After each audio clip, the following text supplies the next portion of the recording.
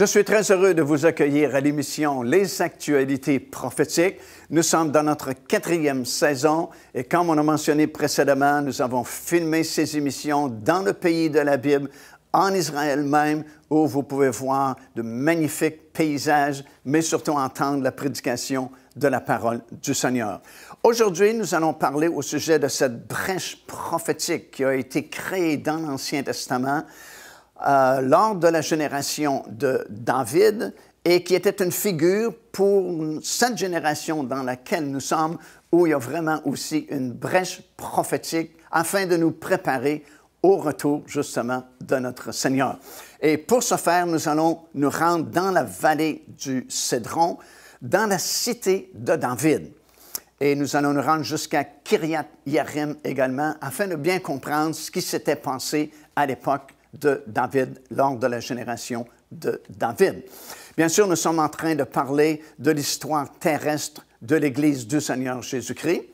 Dans notre émission précédente, on a partagé ensemble comment le Seigneur avait donné cet ordre à ses disciples de ne pas quitter la ville de Jérusalem avant d'être baptisés du Saint-Esprit. Et lorsque le Saint-Esprit est venu sur ses 120 disciples dans la chambre haute, Pierre a livré le premier message de l'Église et ça a été le fondement, si vous voulez, le début de cette Église qui est encore là aujourd'hui, mais qui très bientôt va monter dans les airs à la rencontre du Seigneur lorsque cette trompette va sonner. Et la fin de l'histoire terrestre de l'Église, bien, doit être glorieux, tout comme son commencement. Et c'est pourquoi nous avons un précédent dans l'Ancien Testament, durant la génération de David, où il y a vraiment eu une brèche prophétique, une ouverture extraordinaire, qui ont permis aux gens de vivre une percée très forte dans la louange et la célébration du Seigneur à cette époque-là. Et c'était vraiment une figure pour cette dernière génération que nous sommes, où nous avons également une percée nous permettant de louer et de célébrer l'Éternel comme aucune autre génération avant nous n'a eu l'occasion de le faire. Et cette brèche prophétique, bien sûr, nous allons en parler au cours de cette émission. Et vous allez comprendre comment l'Arche de l'Alliance avait disparu à un certain moment donné d'Israël, était tombée entre les mains des Philistins. Et pendant plusieurs années, elle avait été entreposée dans la maison d'un particulier, imaginez, dans un endroit qui s'appelle Kiriath-Yearim, à quelques kilomètres à peine au nord de Jérusalem. Et pendant que Saül était le premier roi d'Israël, il ne s'est pas préoccupé de récupérer l'Arche de l'Alliance. Mais lorsque David fut couronné roi, une des premières choses qu'il a faites, c'est de conquérir les Jébusiens et de s'emparer de la ville de Jébu, qui est devenue Jérusalem. À l'époque, ça s'appelait la cité de David. Je trouve ça vraiment intéressant qu'on fasse des fouilles archéologiques depuis peut-être 2 ou 3 ans afin de faire revivre la cité de David. C'est vraiment très impressionnant ce qui se passe présentement à Jérusalem, dans la cité de David. Et puis, la deuxième chose qu'il a faite, il a récupéré l'Arche de l'Alliance qui était à Kiriath-Yearim, mais plutôt que de la ramener dans le tabernacle à Silo, comme en principe il aurait dû faire, il l'a placée tout simplement dans la cité de David qu'il venait de reconquérir, sur une petite colline qui s'appelle la montagne de Sion, a simplement placé une tente au-dessus et a invité la population en général de venir se réjouir, célébrer l'Éternel devant l'Arche de l'Alliance dans la cité de David sur la petite colline de Sion. Alors, c'est ce que nous allons voir aujourd'hui. Nous allons nous déplacer et descendre dans la vallée du Cédron jusqu'à la cité de David. Et nous allons nous rendre également à Kiriath-Yearim. Je vais vous montrer l'endroit où, le lieu plutôt, où l'Arche de l'Alliance avait été entreposée pendant de très longues années avant de revenir à Sion.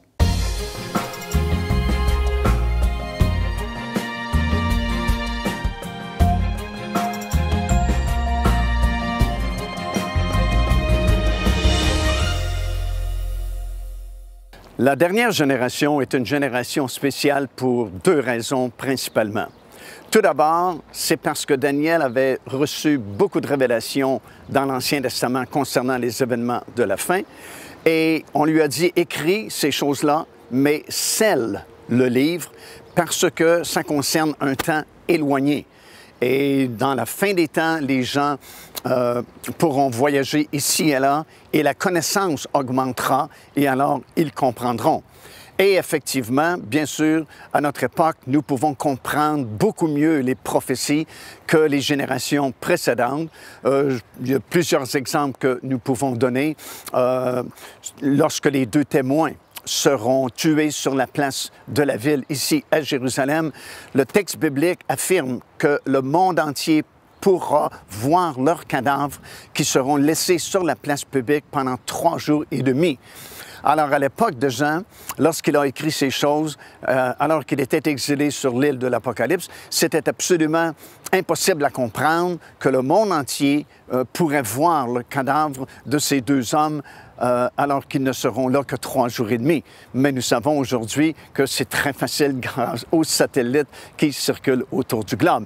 Et la deuxième raison, c'est que dans le psaume 102 et le verset 19, ça dit « Lorsque l'Éternel bâtira Sion, il se manifestera dans sa gloire. » Et dans le verset suivant, le verset 19, ça dit « Il va comme créer une génération à ce moment-là qui louera le Seigneur avec une grande liberté d'expression. » Et c'est notre génération, bien sûr, qui est visée. Et c'est comme un texte qui nous affirme que c'est la dernière génération avant le retour du Seigneur. Alors, afin de bien comprendre cela, nous devons retourner à Silo, et c'est ce que nous faisons tout de suite. Il y a 2000 ans, exilé sur une île, une multitude de mystères, une révélation pour le futur. Apocalypse. Découvrez les secrets et les bénédictions que l'apôtre Jean a écrits dans ce livre mythique. Avec ce nouveau coffret DVD, renfermant plus de 10 heures d'enseignement. Apocalypse, disponible au www.paindevie.org. Nous sommes la génération de la restauration de la tente de David. Et nous lisons dans le livre des Actes des Apôtres, dans le 15e chapitre, comment à l'époque de l'Église primitive, il y a eu cette grande discussion au sujet de la loi et de la grâce. Est-ce qu'on doit être sauvé par la grâce seulement ou une combinaison de la grâce et de la loi? Et Paul s'est senti obligé de monter jusqu'à Jérusalem pour discuter de cette importante question. Et Jean, qui était l'apôtre de l'Église de Jérusalem, a vraiment tranché cette question en se référant à une prophétie d'Amos dans l'Ancien Testament qui affirmait que dans les derniers jours, Dieu allait restaurer, relever de sa chute la tente de David. Pour eux, à l'époque, ils comprenaient très bien la signification de la tente de David. Puisqu'il y a eu cette brèche prophétique à l'époque de David, justement, on a parlé de Silo, on a parlé du tabernacle qui avait été fixé là-bas à Silo et comment le jugement de Dieu était tombé sur le sacerdoce et sur le tabernacle lui-même. Et Dieu a décidé de déménager vraiment, sa présence ne serait plus manifestée. Et à l'époque, David a récupéré l'Arche de l'Alliance pour la transporter jusqu'à la montagne de Sion. Et c'était une ère nouvelle de liberté, de louange et de fraternité devant l'Arche de l'Alliance. Et c'était une brèche prophétique pour la génération de la fin que nous sommes, parce que c'est le temps du redressement, justement, de la tente de David. Ce qui s'est produit à l'époque, comme j'ai mentionné déjà, le tabernacle avait été fixé à Silo. Normalement, il aurait dû être fixé à Jérusalem, mais on ne pouvait le fixer à Jérusalem parce qu'on n'avait pas encore conquis ce territoire-là. Ce territoire-là était occupé par les Jébusiens à l'époque. Et même si Dieu avait demandé à ce que le tabernacle et le futur temple soient construits au lieu qu'il avait choisi à Jérusalem, on ne pouvait le faire à l'époque justement à cause des Jébusiens. Alors c'est pourquoi le tabernacle avait été fixé à Silo et comme j'ai mentionné déjà, les générations se sont passées jusqu'à l'époque du souverain sacrificateur Élie, alors que ses propres fils faisaient des choses abominables au tabernacle. Lui-même était vraiment comme aveugle spirituellement parlant, déconnecté de la présence de Dieu. Et Anne venait au tabernacle pour supplier Dieu de lui donner un enfant. Et elle a dit, si c'est un garçon, je vais le consacrer ici au tabernacle. Et vous savez l'histoire, c'est Samuel qui est né. Et Samuel a grandi dans le tabernacle à Silo. Et alors qu'il était encore très jeune, l'Éternel lui a parlé. Et ce n'était pas un message d'encouragement, mais c'était plutôt un message de jugement, justement sur le souverain sacrificateur Élie et sur le tabernacle lui-même. En fait, il y a 4 jugements qui ont été révélés à Samuel. Et Samuel a donné l'information, bien sûr, à Élie, le souverain sacrificateur de l'époque. Le premier jugement, c'était que la lignée d'Élie, la lignée des souverains sacrificateurs d'Élie serait remplacée par la lignée de Tsadok. Deuxièmement, il lui a révélé que ses fils étaient pour mourir la même journée. Troisièmement, il lui a révélé que l'arche de l'Alliance, l'objet le plus précieux dans le tabernacle, serait pris en captivité par l'ennemi d'Israël, les Philistins à l'époque. Et quatrièmement, Dieu a annoncé qu'il allait abandonner tout simplement Silo et que sa gloire et sa présence ne seraient plus manifestées dans ce tabernacle. Et comme vous le savez sans doute, ces 4 jugements sont arrivés exactement comme Dieu l'avait révélé à Samuel. La lignée d'Élie a été remplacée par la lignée de Tsadok, qui ont toujours resté fidèles à David. Ses fils sont morts lors de cette bataille contre les Philistins. Ses fils ont été tués la même journée. Pire que cela, l'arche de l'Alliance a été prise par les Philistins et transportée dans leur territoire et placée dans la maison de leur idole, de leur dieu Dagon. Et finalement, Dieu a pris la décision d'abandonner le tabernacle à Silo.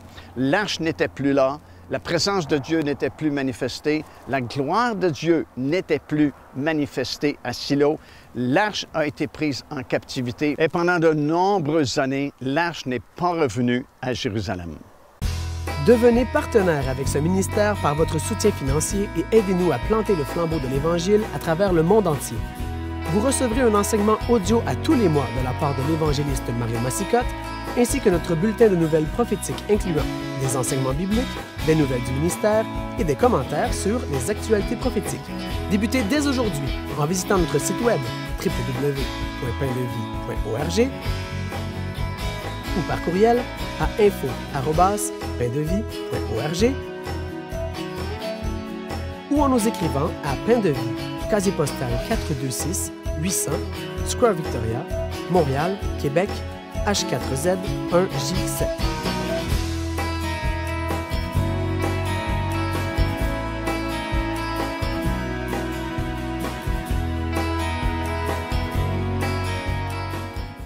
Finalement, les Philistins ont retourné l'arche de l'Alliance en Israël et puis elle est arrivée à Beth-Shemesh, en plein milieu d'un champ, alors que c'était le temps de la moisson.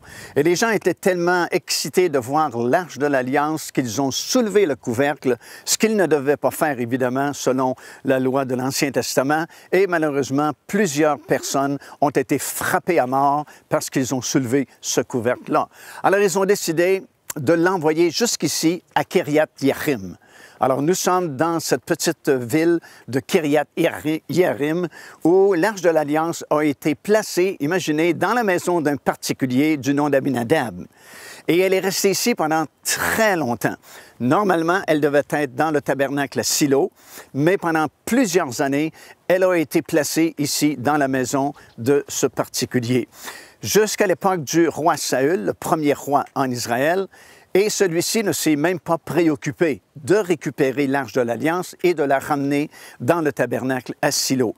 Ce fut seulement David, lorsqu'il a été oint roi, que celui-ci s'est préoccupé justement de l'Arche de l'Alliance et a voulu la récupérer. La raison pour laquelle je pense que Saül ne s'est pas donné la peine de chercher et de trouver l'arche pour la ramener dans le tabernacle à Silo, c'est que Saül n'était pas vraiment un roi selon le cœur de Dieu, selon la volonté de Dieu. C'était en langage biblique, le jargon biblique, on dit toujours c'était un roi de tête et d'épaule, un roi qui était charnel, qui désobéissait souvent à l'Éternel. Et c'est d'ailleurs ce qu'on a vu lorsque Samuel a oint Saül et qu'il a oint David. Il y avait vraiment une grande différence parce que lorsqu'il a oint Saül, ce fut avec une fiole d'huile qu'il a été oint, et lorsqu'il a oint David, ce fut avec une corne d'huile. Et vous dites, quelle est la différence entre une fiole et une corne? C'est que la fiole, c'est une fabrication humaine, tandis que la corne venait d'un animal, c'était la création de Dieu.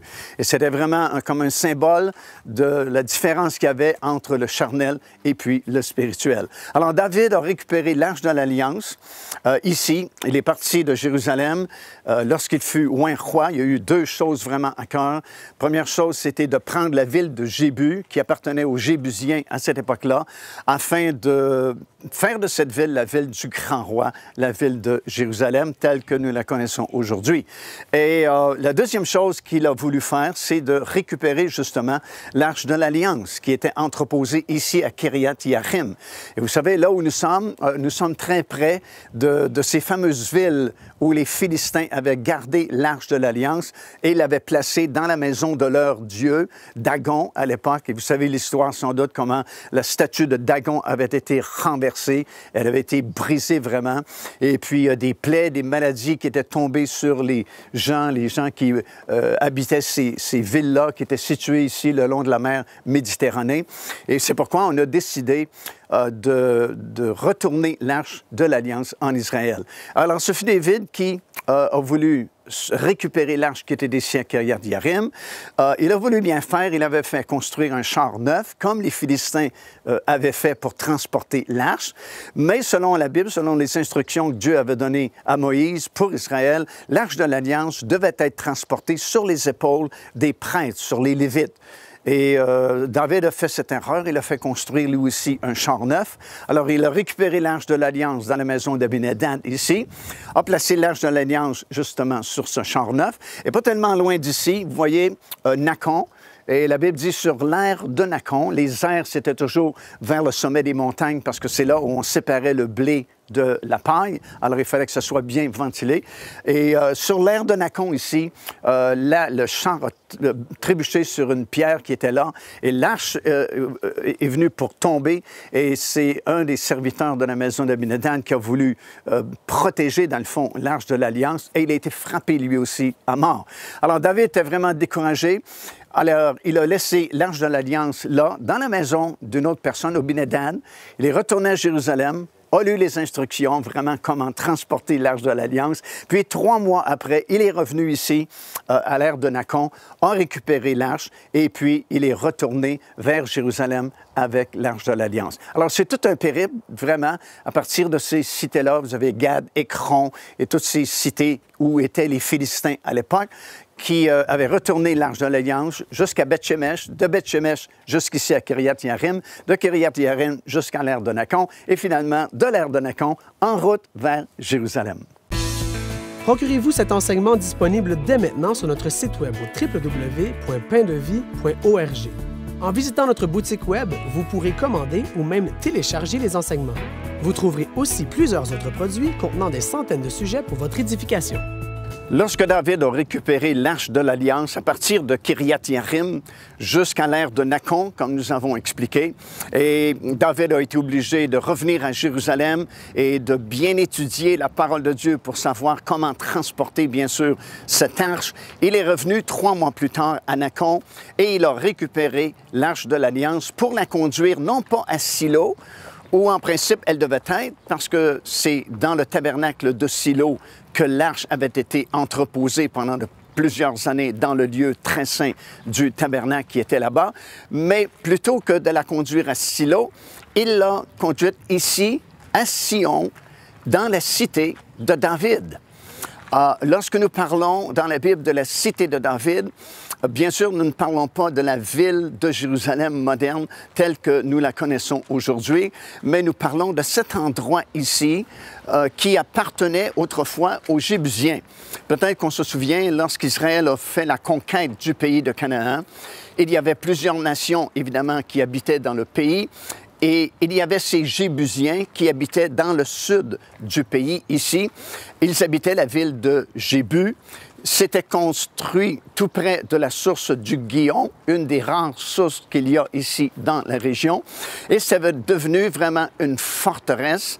Et David, lorsqu'il fut oint roi, comme on a déjà expliqué, une des premières choses qu'il a faites, c'est qu'il a voulu conquérir la ville de Jébus, conquérir les Jébusiens, parce que c'était une nation qui n'avait pas été conquise par le peuple d'Israël lorsqu'ils ont fait la conquête du pays de Canaan, mais ils avaient plutôt fait une entente avec eux afin qu'ils puissent rester dans leur région ici, dans le sud du pays.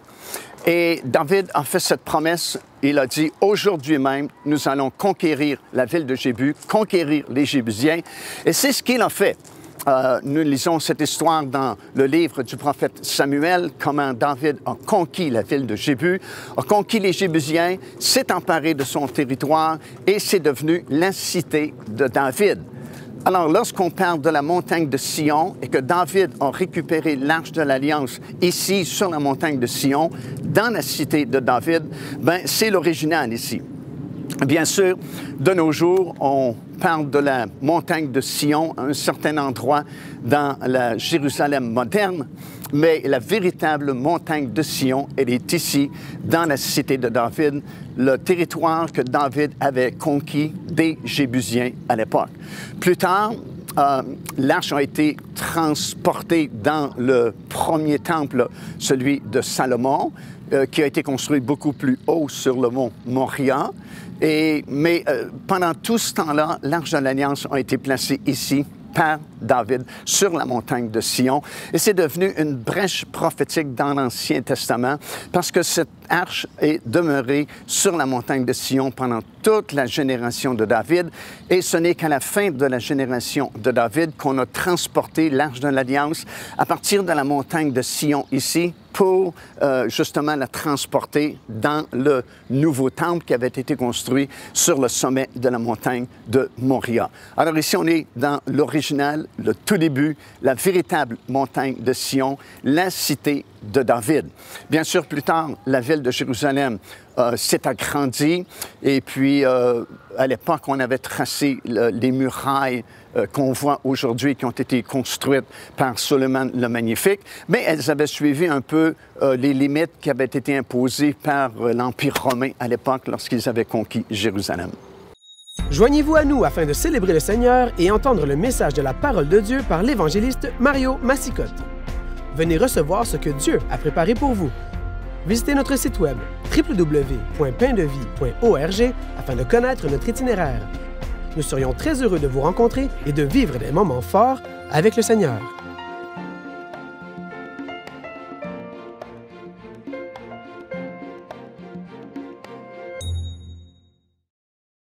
Dans le livre des Actes des Apôtres, dans le 15e chapitre, nous avons une grande discussion alors que ce problème a surgi dans l'Église primitive, à savoir si on était sauvé par grâce seulement ou s'il fallait observer la loi de Moïse. Et il y a eu une grande, très grande discussion parmi les disciples et les apôtres du Seigneur. Et finalement, Jean, qui était l'apôtre de l'Église de Jérusalem à l'époque, a tranché la question avec un passage de l'Écriture qui était dans le livre du prophète Amos, dans le chapitre 9, et au verset 11 et 12, alors que le prophète avait annoncé cette grande moisson de la totalité des païens qui devaient entrer dans l'alliance avec le Seigneur Jésus-Christ. Et il a fait référence à la tente de David à ce moment-là. Jacques a expliqué que nous étions sauvés par grâce à cause du Seigneur Jésus-Christ et que c'était l'accomplissement des prophètes de l'Ancien Testament qui avaient annoncé que dans les derniers jours, Dieu relèverait de sa chute la tente de David. Alors, on a expliqué que lorsque David a récupéré l'Arche de l'Alliance, plutôt que de la conduire à Silo, là où était le tabernacle, il l'a conduit ici, dans la cité de David, sur le sommet de la montagne de Sion. Il a placé l'Arche de l'Alliance. Il a simplement placé une tente au-dessus de l'Arche et il a invité la population à venir se réjouir parce que l'Arche de l'Alliance avait été récupérée. Et la présence de Dieu, à nouveau, était manifestée en Israël. Et les personnes pouvaient venir chanter, louer, danser. En fait, la plupart des psaumes que vous avez dans votre Bible ont été composés à la tente de David, ici, sur la montagne de Sion, dans la cité de David. Et c'est devenu une brèche prophétique, comme j'ai expliqué, pour notre époque à nous, où l'Évangile est annoncé aux non-juifs. Et il y a cette grande moisson qui avait été aussi prophétisée par Jacob alors qu'il a donné sa bénédiction sur les deux fils de Joseph, Éphraïm et Manassé. Il a placé sa main droite sur Éphraïm et sa main gauche sur Manassé, de cette façon ici, les bras comme en croix. Et Joseph était frustré parce que, bien sûr, Manassé, c'était l'aîné, et normalement, la main droite aurait dû être placée sur lui. Mais Jacob dit non, non, je sais ce que je fais, parce que, dit-il, Éphraïm va devenir une multitude de nations. Et l'expression qui est utilisée, c'est la même qui est utilisée dans Romains chapitre 11 et le verset 25, alors qu'on parle de la totalité des païens qui doivent être sauvés. Alors, c'est vraiment une grande brèche prophétique qui s'est produite ici, dans la cité de David, à l'époque de la génération de David, qui représentait cette grande moisson de non-juifs qui devaient être sauvés dans les derniers jours. Et c'est pourquoi nous remercions le Seigneur de pouvoir vivre à cette époque-ci, alors que nous sommes en train d'accomplir les prophéties de la parole du Seigneur.